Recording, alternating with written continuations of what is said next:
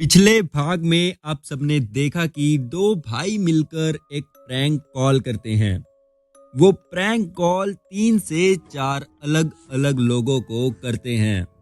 उनमें से एक आदमी उन्हें कॉल के दौरान बोलता है कि ये तुम्हारी जिंदगी की सबसे बड़ी गलती है जो तुमने मेरे पास कॉल कर दी। अब दोनों भाई डरे हुए थे और उन्होंने अपने घर पर पुलिस भी बुला ली थी। अब आगे घड़ी में आधा घंटा पूरा हो गया था और आधे घंटे के ऊपर 2 मिनट हो चुके थे। पूरे घर में घड़ी की आवाज के अलावा कोई आवाज नहीं सुनाई दे रही थी। इतने में सन्नाटा टूटा और किचन की खिड़की का कांच टूटने की आवाज आई तो 2 पुलिस अफसरों ने वहां जाकर देखा, वहां पे चाकू पड़ा हुआ था जो किसी ने किचन की खिड़की से फेंका था। इतने में ऊपर बालकनी का दरवाजा खुलने की आवाज आई और ऐसा लग रहा था कि कोई सीढ़ियां उतर रहा हो।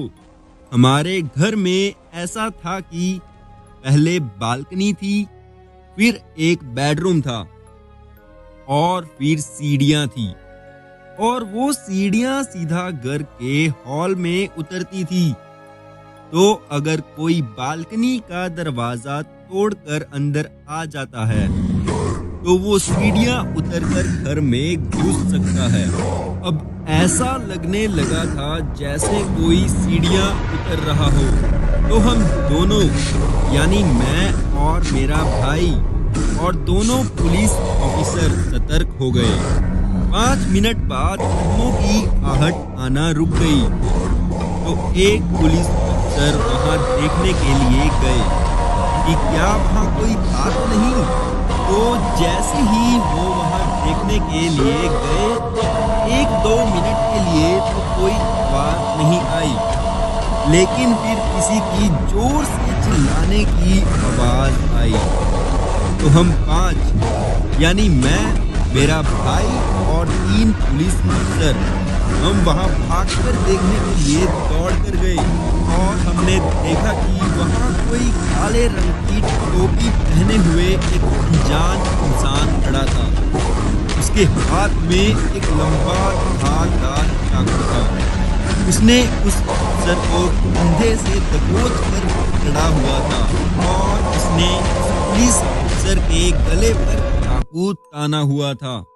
उस अनजान इंसान के चेहरे पर बहुत सारी खरोच के निशान थे और उसके बाएं गाल और थोड़ा आंख के पास 3 टांकों के निशान थे और वो सब निशान साधारण नहीं बल्कि कोई हाथापाई या लड़ाई में हुए निशान लग रहे थे। उन 3 अफसरों ने बाहर से बाकी 4 अफसरों को मदद के लिए अंदर बुला लिया। अब वहां कुल 11 लोग थे।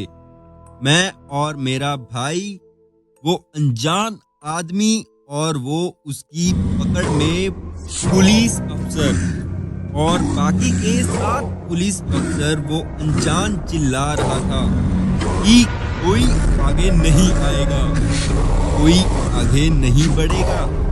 अगर कोई आगे आया तो इस पुलिस अफसर का सर धड़ से अलग कर दूंगा। वो एक था और सारे पुलिस अफसर कुल मिलाकर 7 थे।